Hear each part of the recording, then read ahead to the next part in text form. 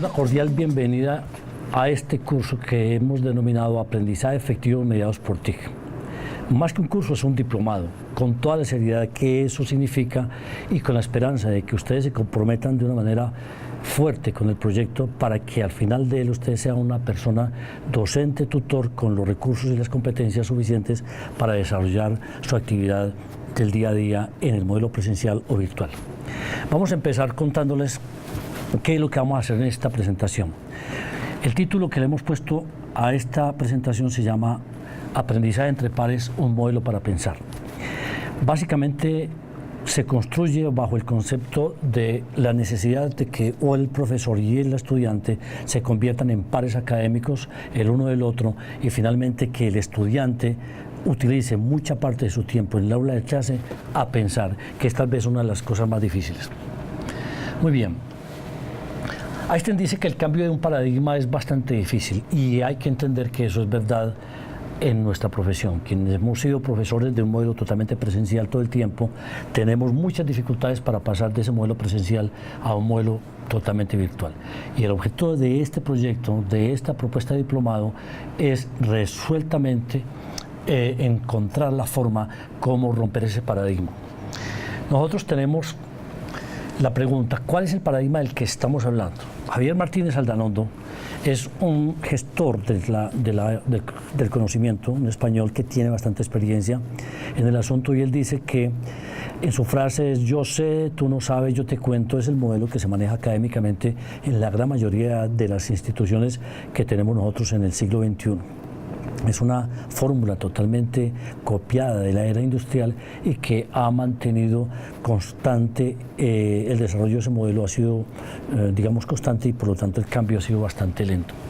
Como venimos de ese paradigma y de pronto muchos años antes, pues nos queda difícil cambiar rápidamente. Sin embargo, la propuesta que nosotros hacemos, o la pregunta que nos hacemos, es ¿cómo romper este paradigma? ¿Cómo es que lo vamos a romper? La verdad es que este paradigma tiene su fin cuando se empieza a eliminar el desequilibrio de los aportes que hacen los estudiantes y los profesores. Es decir, las partes que aportan los profesores y lo que aportan los estudiantes tienen que estar en equilibrio para que la situación del aprendizaje se convierta en algo totalmente significativo. Es decir, en el aula de clase, por regla general, los estudiantes se limitan a escuchar y a veces a tomar nota, y el resto del tiempo el profesor es el que habla y el que dirige el proceso. Aquí el equilibrio se establecería en el momento en que las partes aporten a la discusión y aporten al aprendizaje.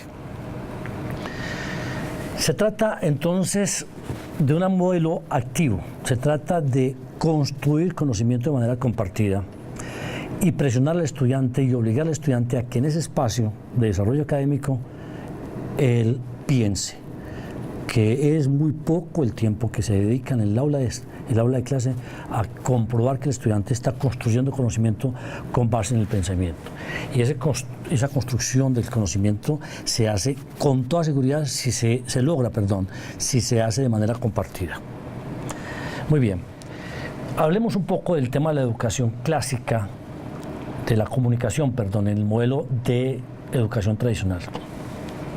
Es básicamente la educación presencial y a distancia. Esta distancia no está hablando de la virtualidad, sino de la distancia psicológica que existe entre un profesor y un conjunto de estudiantes que están totalmente absortos en cualquier cosa menos en entender lo que el profesor está tratando de enseñar.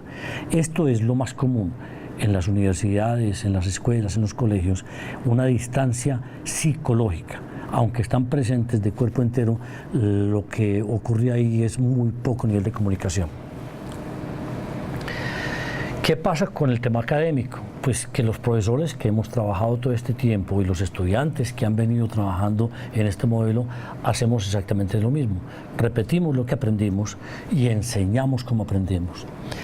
Venimos de una escuela puramente conductista y nos toca replicar esa escuela porque no hemos aprendido otra cosa.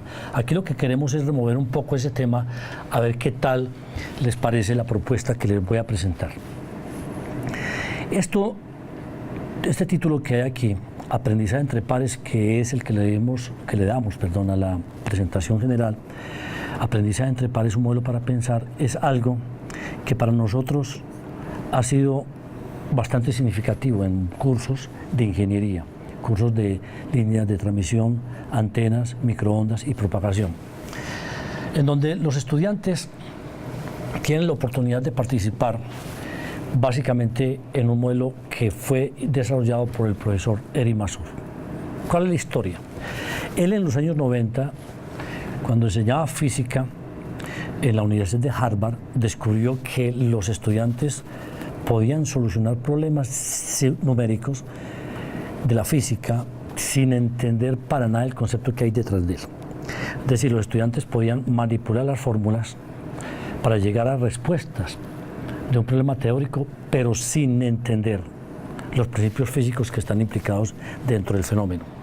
Eso hace que Misner, este señor que está aquí, en el prólogo del libro de Eric Mazur, afirma lo siguiente: la ecuación fuerza igual a masa por aceleración es fácil de memorizar, difícil de usar y aún más difícil de entender.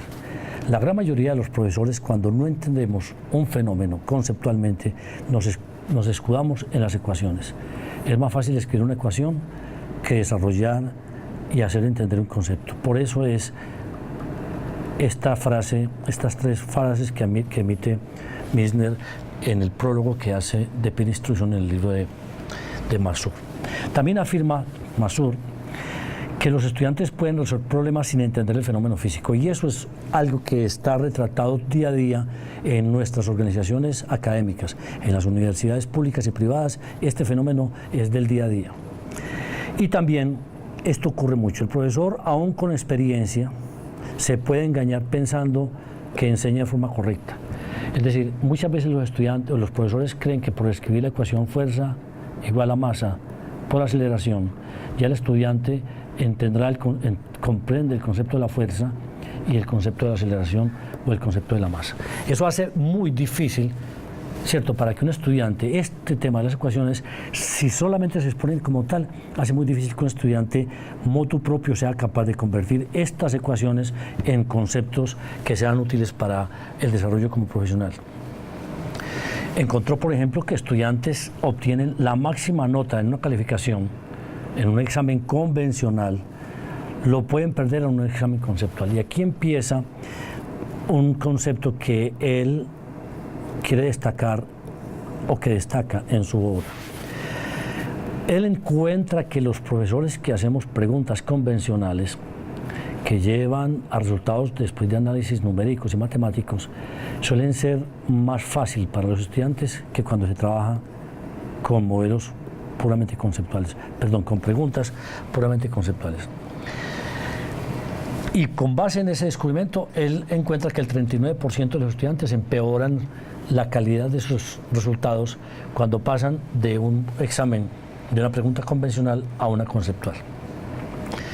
Entonces él propone enfrentar dos clases de preguntas: la pregunta convencional contra una pregunta conceptual. Y les voy a mostrar el ejemplo de cuál es el tipo de pregunta convencional que se hace normalmente en un examen. Y este que está presentándose aquí es un ejemplo que él propone en su libro, en donde hace un circuito con dos mallas, y quienes tengan alguna experiencia en el desarrollo de circuitos podrán entender que esto con seguridad se hace con dos ecuaciones, con dos incógnitas, y para determinar cuál es la corriente en la resistencia de dos ohmios acá, y la diferencia de potencial entre el punto P y el punto Q. Esas preguntas suelen ser fácilmente respondidas por los estudiantes, pero aquí viene una pregunta de tipo conceptual. Cuando se cierra este switch S, ocurre lo siguiente: se reduce, se incrementa o sigue igual la intensidad de A y de B, la intensidad de C y la corriente que drena la batería. Cuando se hacen este tipo de preguntas conceptuales, los estudiantes tienen dificultades, porque cuando el profesor Mazur les invita a que voten sobre el tema, ellos votan de una manera dispersa. Él pide en su aula de clase que alcen un papel. Aquí en la fotografía no se ve retratado ese asunto, pero la verdad es que cada uno alza un papel con la letra A, con la letra B o la letra C, y él hace la evaluación del número de manos que se levantan con cada una de las letras y encuentran estas respuestas. Este nivel de dispersión es típico cuando las preguntas son de tipo conceptuales. Aquí hay una tabla donde se muestran 150 estudiantes en una aula de clase de física en Harvard y se encuentra un nivel alto de dispersión. Ahora bien, les dice a ellos, por favor, conversen, reúnanse en grupos 2, 3 o un poco más y discutan la pregunta y busquen entre todos ustedes cuál es la respuesta correcta. Y el resultado que aparece después de eso es que votan de nuevo y el nivel de dispersión es totalmente distinto. Ya no hay dispersión. Es decir, observen que la propuesta por la 1 y la 3 es definitivamente muy baja y la respuesta por la 2 es supremamente alta. ¿Qué significa esto? Que el número de estudiantes que lograron interpretar correctamente el resultado y el análisis de la pregunta mejora sustancialmente. Pero el profesor aquí no ha intervenido y ahí es donde está el avance importante que él reconoce. Él dice que los estudiantes son capaces de resolver muchas dudas entre sí y que se explican mejor las cosas entre ellos que si lo hiciesen, ¿cierto?, básicamente a través de un examen. El profesor tiene un lenguaje a veces más complicado, de más alto nivel, que el de los estudiantes, y esto permite que los estudiantes tengan una comunicación mucho más directa y que logren entender la respuesta o el fenómeno con explicaciones sencillas que ellos se dan entre sí. ¿Cuál es nuestra solución? En el año 2000 empezamos, antes del 2000, perdón, 5 años antes de que llegara el 2000 empezamos a trabajar en los cursos que les mencioné ahora, línea de transmisión, microondas, antena de propagación, pero especialmente en el curso de línea de transmisión hicimos un seguimiento sustancial. ¿Cuál es el tema? Nosotros, pues, inicié con los estudiantes un proceso donde lo que hacíamos era lo siguiente. El estudiante tenía que hacer previo análisis de un conjunto de elementos. Tenía videos, él los tenía que leer, mirar los videos, el libro y documentos donde referenciábamos un trabajo previo. Era un trabajo previo. Luego del trabajo previo, el estudiante llega al aula de clase con preguntas que son de tipo conceptual y las entrega por escrito al inicio de la clase. El profesor, en ese caso lo hacía yo, escoge aleatoriamente una pregunta y le da al estudiante dueño de la pregunta la posibilidad para que se presente y funja como profesor del curso y asuma la responsabilidad frente a sus compañeros y presente su pregunta conceptual para que sea sustentada ante sus compañeros, pero se maneja el mismo modelo. Es decir, los estudiantes pasan por la pregunta, por la votación, por la respuesta, por la conversación, etc. Es decir, se toma de manera aleatoria la pregunta, el estudiante pasa a ser profesor de todos sus compañeros, se expone la pregunta a todo el grupo, se piensa la pregunta en principio de manera individual, se vota y se toma nota de los resultados. Luego se propone un diálogo en grupos de 2 o 3, ¿cierto?, compañeros, se vota de nuevo, se toma el resultado y se compara con el primero y finalmente el estudiante, que ahora es tutor, aclara las dudas de sus compañeros.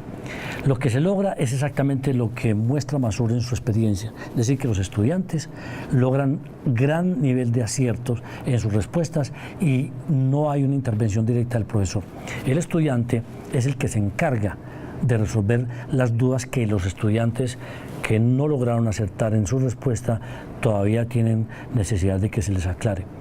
Pero cuando el estudiante que funge como tutor no lo logra, el profesor titular del curso es quien entra a clarificar aún más las cosas que todavía no quedaron bien resueltas. Hay una cosa importante como resultados. Los estudiantes aprenden a sustentar en público de una manera coherente las respuestas. Desaparece la obsesión por las notas en los exámenes. ¿Cuáles de los exámenes? ¿Por qué? Porque los exámenes de los estudiantes salen de las preguntas que ellos han ido construyendo en cada curso, en cada clase, perdón, a lo largo del curso. En un parcial, por ejemplo, se toman algunas de las preguntas que ellos exponen. Así que el examen sale de las preguntas que ellos proponen, dado que el grado de seriedad y el grado de dificultad de las preguntas va creciendo a medida que va avanzando el curso. Lo importante también que encontramos es que se vuelven lectores críticos frente a los textos, a la información, a la internet y a lo que finalmente tienen como material de estudio. Y logramos una cosa importante, y es que se crean grupos de discusión extra clase, es decir, logramos que el estudiante tome pasión por lo que está estudiando y por lo que está aprendiendo. Porque si estos grupos de clase, extra clase se generan, es porque están interesados ya más en el conocimiento que en la nota. Continuamos con estos resultados. La mayoría de las veces, yo diría siempre, los estudiantes explican mejor a sus compañeros el fenómeno que hay detrás que el mismo profesor. Y luego, cuando ya el curso está, digamos, en un 80% de avance, el profesor y los estudiantes descubren serias dificultades a la hora de hacer nuevas preguntas. Así que lo más importante de esto es lo siguiente: cuando el estudiante logra adquirir el conocimiento y no la mecánica, hicimos una evaluación, y es que después de 6 meses de terminado el curso, hay un nivel de recordación sobre los conceptos del 65%. Mientras que al final de un curso convencional, solamente al final es un nivel de recordación del 18% y solamente 5% a los 6 meses. Aquí es 65% a los 6 meses y aquí 5% a los 6 meses. Lo que nos dice a nosotros que el estudiante que pasa por un curso en donde se utiliza el modelo aprendizaje entre pares le permite tener una incorporación de conceptos de más duración y mejor recordación que lo que convencionalmente se logra con los estudiantes en un curso final. Conclusión general, dice Mazur: nada clarifica mejor las ideas y conceptos que las explicaciones que ellos se dan entre sí. Con esto terminamos la presentación de este programa, de este modelo que hemos titulado Aprendizaje entre pares, un modelo para pensar.